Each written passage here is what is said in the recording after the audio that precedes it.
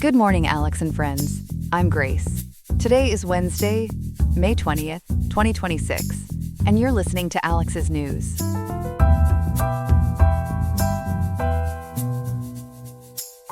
In Riverside today, we are looking at a high of 87.2 degrees and a low of 56.1. It is a warm day, so please stay cool out there. It is also World Bee Day, a great time to celebrate the pollinators that help keep our food supply strong. On today's program, we are examining the circumstances behind the postponement of a military strike on Iran. We are also analyzing the details of an executive order that shifts banking requirements for non-citizens. Plus, we have a variety of other headlines to catch you up on throughout the broadcast. All that and much more coming up on Alex's News. Stay tuned.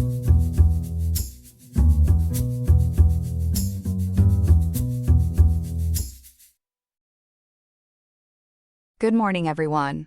We're following a tense international story today, as President Trump has postponed what he called a, quote, very major, end quote, military strike on Iran. Joining us now is our national security reporter, Ethan. Ethan, good to have you with us. Good morning, Grace. Yes, this is a remarkable moment. Just 2 days ago, on Monday, May 18th, the president took to Truth Social and announced he was calling off an attack that had been scheduled for the very next day. According to BBC News and ABC News, Trump said, quote, "We were getting ready to do a very major attack tomorrow, and I've put it off for a little while, hopefully maybe forever, because we've had very big discussions with Iran," end quote. So, as of today, May 20th, the world is essentially holding its breath. Wow, so who actually persuaded him to hit pause? Trump credited the leaders of Saudi Arabia, Qatar, and the United Arab Emirates.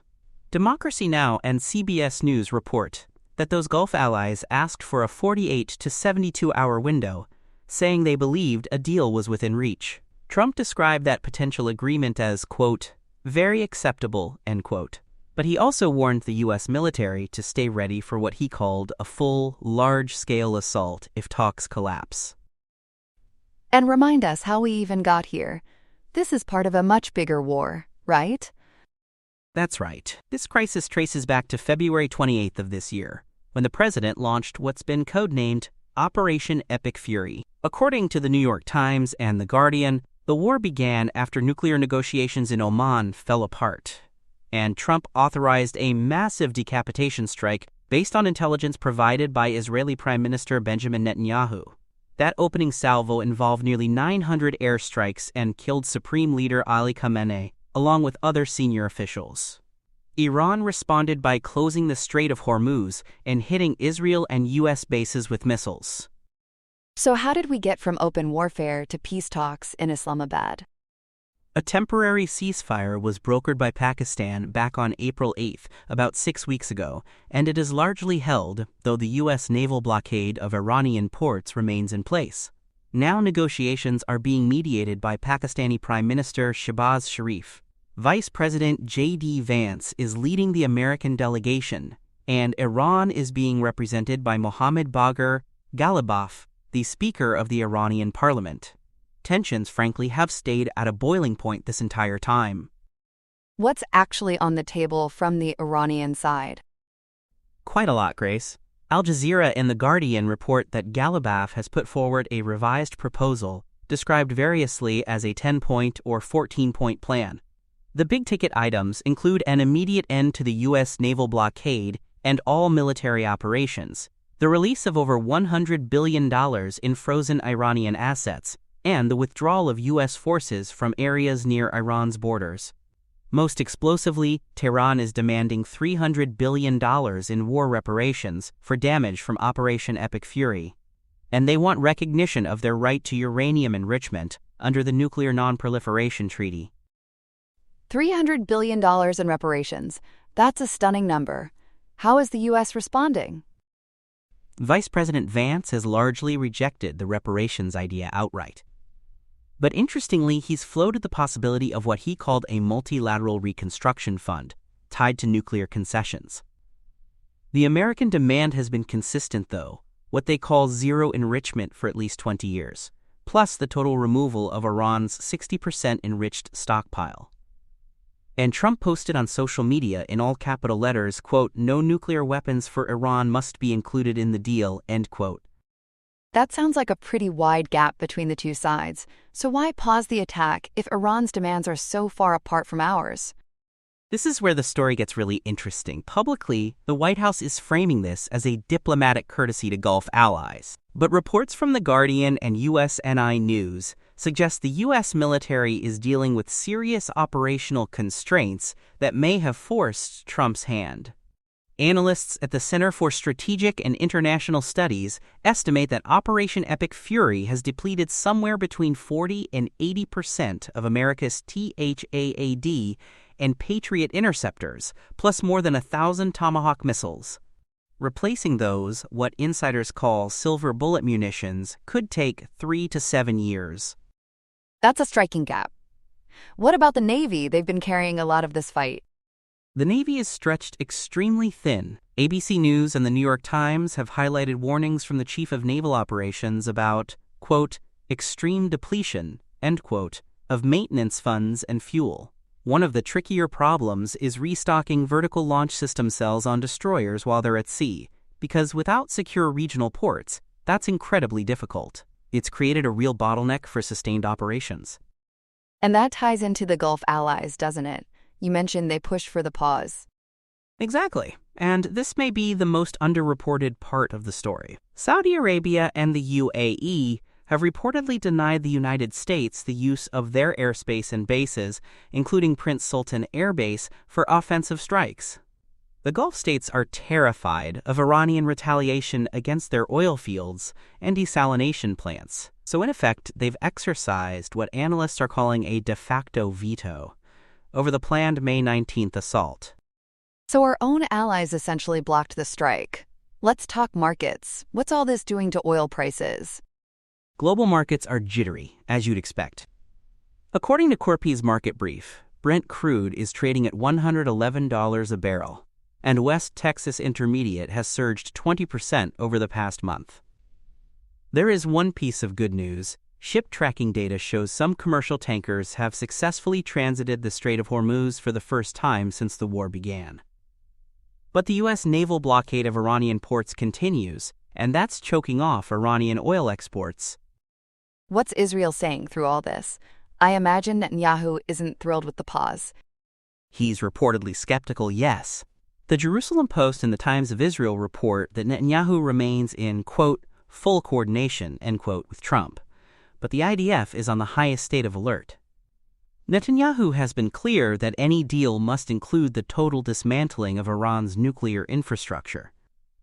So there's daylight between Washington and Jerusalem on how much to compromise. And what about inside Iran itself? Who is even running the country right now? That's one of the most uncertain pieces of this whole puzzle.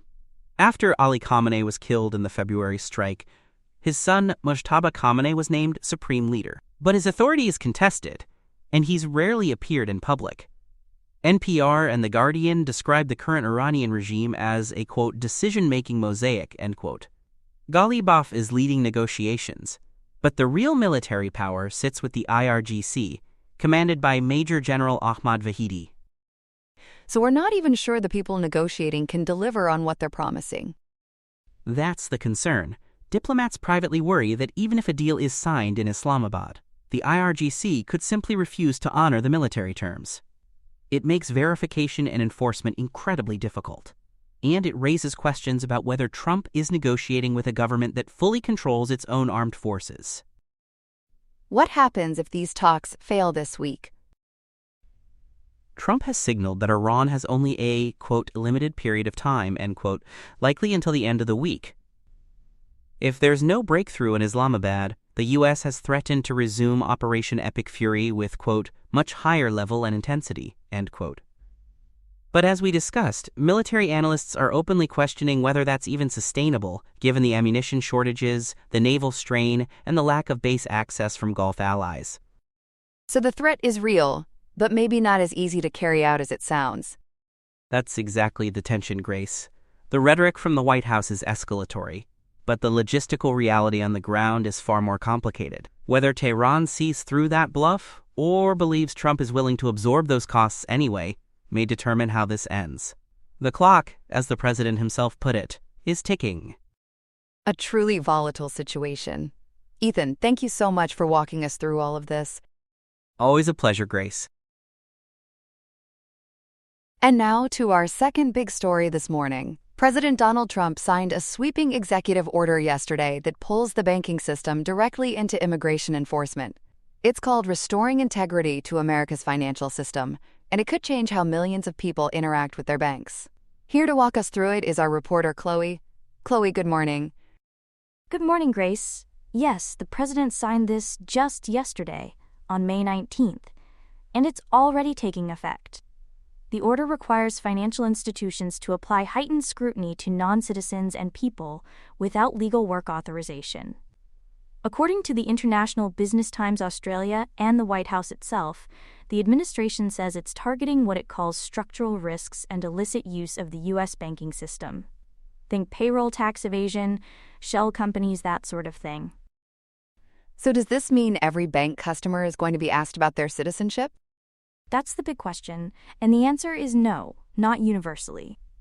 Reports from Business Standard and the CU Daily indicate a stricter version of the policy was actually dropped after heavy lobbying from the banking industry. What we have instead is what officials are calling a risk-based scrutiny framework. So banks won't card everyone at the door, but certain accounts and transactions will trigger much deeper review. Walk us through the timeline. When do these new rules actually kick in? There's a tiered schedule, and the first major deadline comes in about 60 days, on July 18th of this year, just under 2 months from today. By then, the Treasury Department has to issue an advisory identifying red flags for suspicious activity. That advisory specifically targets accounts opened with individual taxpayer identification numbers, known as ITINs, and foreign consular identification cards like the matricula consular. On that same day, the Federal Reserve, FDIC, OCC, and NCUA all have to issue new guidance on credit risks tied to lending to non-work authorized individuals. And what about after that initial 60 days? The next big date is August 17th, about 90 days from signing. By then, Treasury will propose changes to the Bank Secrecy Act to beef up customer due diligence. Those changes would explicitly allow, and in some cases require, banks to ask about a customer's immigration status during risk-based reviews. Then on November 15th, roughly 6 months out, there's a full review of customer identification program requirements to evaluate the risks of foreign consular documents. Now I understand the Consumer Financial Protection Bureau also has a role here. What are they being asked to do? This is one of the most controversial pieces, Grace. As American Banker and Consumer Finance Monitor have reported, the order directs the CFPB to amend the ability to repay standards in 12 CFR Part 1026. Under the new approach, lenders would be encouraged to consider potential deportation and subsequent wage loss as a material adverse factor. That would apply when deciding eligibility for mortgages, auto loans, and credit cards, so immigration status becomes, effectively, a credit factor. That sounds like a major shift. What's the White House's justification? The administration argues that providing financial services to what it calls the inadmissible and removable alien population creates inherent risk to financial stability.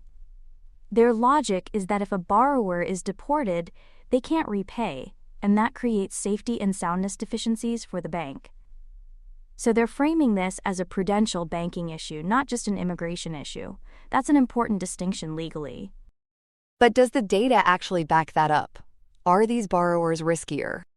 Largely, no, and this is where things get really interesting. A January 2026 white paper from Experian, titled, quote, Unlocking Credit Potential, end quote, found that 76.9% of ITIN holders stayed current on their credit obligations after 12 months. That's 15% higher than consumers with Social Security numbers. Research from the Urban Institute and Inside Mortgage Finance also shows ITIN-linked mortgages often have lower delinquency rates than the broader market. That's because these borrowers typically go through rigorous manual underwriting and put down 15 to 20%. Fascinating. So what about that big money laundering number the administration has been citing? Right, they've pointed to a $312 billion figure to justify the crackdown. But an analysis by FinCEN, the Financial Crimes Enforcement Network, shows that number actually comes from an August 2025 study on Chinese money laundering networks. Those are tied to fentanyl trafficking and trade-based money laundering. As AML Intelligence points out, the original data attributes that activity to professional criminal syndicates and foreign passport holders, not to immigrants using I-10s for tax compliance. So critics say the number is being applied to the wrong population. How is the banking industry itself reacting to all this?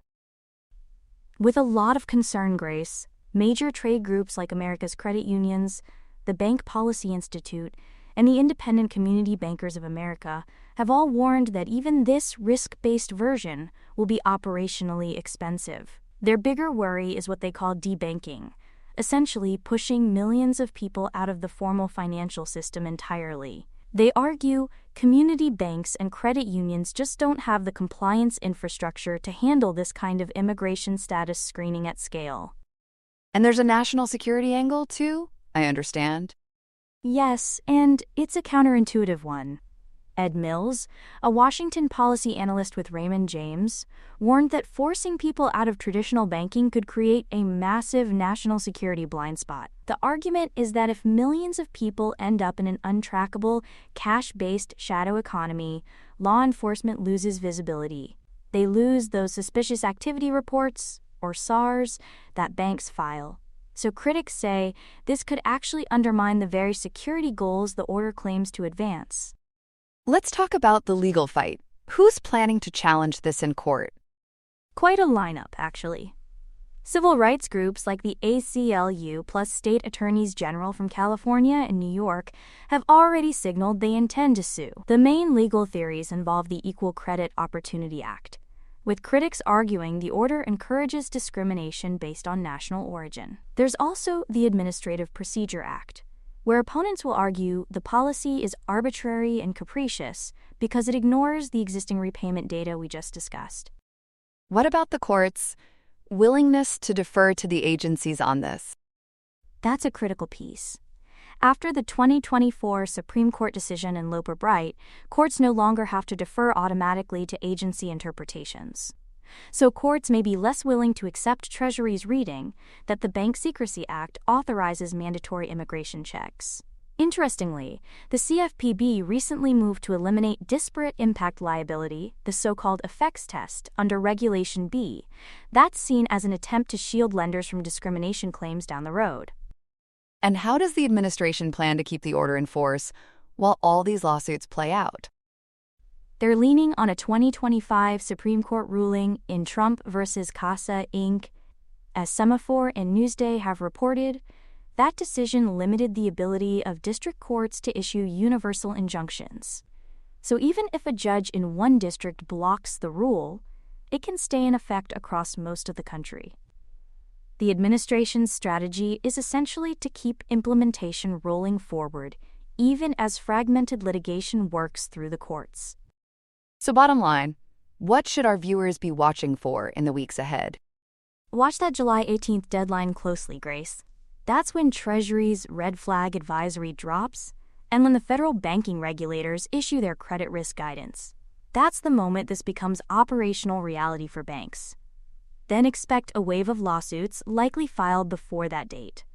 And longer term, watch whether community banks start quietly closing accounts to avoid the compliance burden, because that's where the real-world impact on families will show up first.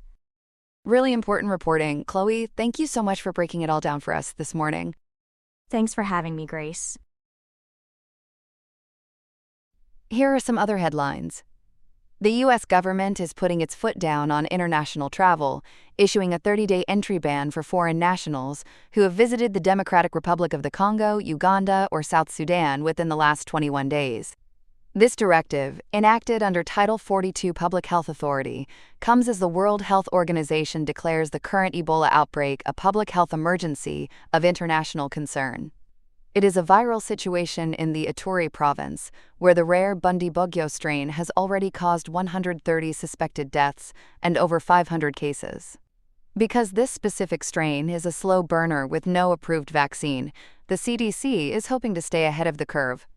An American doctor working in the region has already been evacuated to Germany after testing positive. While South Sudan has not confirmed any cases yet, officials are keeping it on the list to avoid any cross-border slips, using this window to sharpen domestic screening before the situation goes viral at home. Meanwhile, the road to stability in South America is looking increasingly blocked for Bolivian President Rodrigo Paz. Just 6 months into his term, Paz is finding his administration under siege, as anti-government protesters and miners have the capital of La Paz in a chokehold. These 2-week-long blockades have left the city breathless, depleting vital hospital oxygen and food supplies during the country's worst economic crisis in 40 years. With inflation hitting 14% and fuel shortages fueling the fire of public anger, supporters of former President Evo Morales have joined the fray. The cost of this political gridlock is high, with 3 people already losing their lives due to blocked ambulances and economic losses climbing to $50 million every single day. To keep the city from reaching its breaking point, Argentina has launched a week-long airlift to deliver supplies, while the government warns of dark forces trying to drive democracy off the road.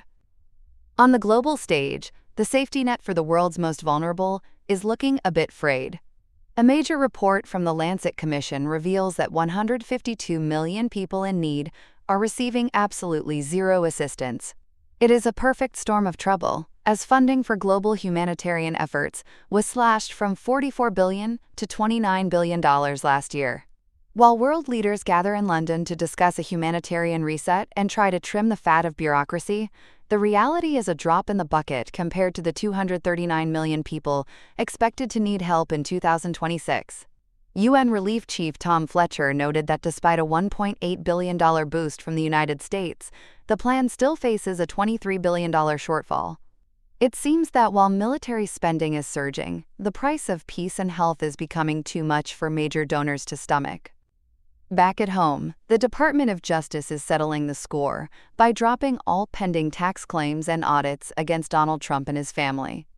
Acting Attorney General Todd Blanche signed off on a deal that forever bars the government from examining tax returns filed before May 19, 2026. This agreement resolves a $10 billion lawsuit over leaked records and includes a formal apology from the feds. To sweeten the pot, a $1,776 million anti-weaponization fund has been established to compensate those who feel they were politically targeted. While some senators call the move a taxing violation of federal law, the administration says it is time to close the book on these past financial chapters, even if it puts the president in a league of his own when it comes to the IRS. Finally, we are phoning it in from Alaska, where an investigation reveals that a convicted felon is still collecting over $1 million annually in federal subsidies. Roger Schofstall continues to operate Summit Telephone despite a past tax evasion conviction that he served time for in federal prison. While Alaskans receive over $600 per person in telecommunications subsidies, the state is still trailing behind the rest of the country with the slowest internet speeds.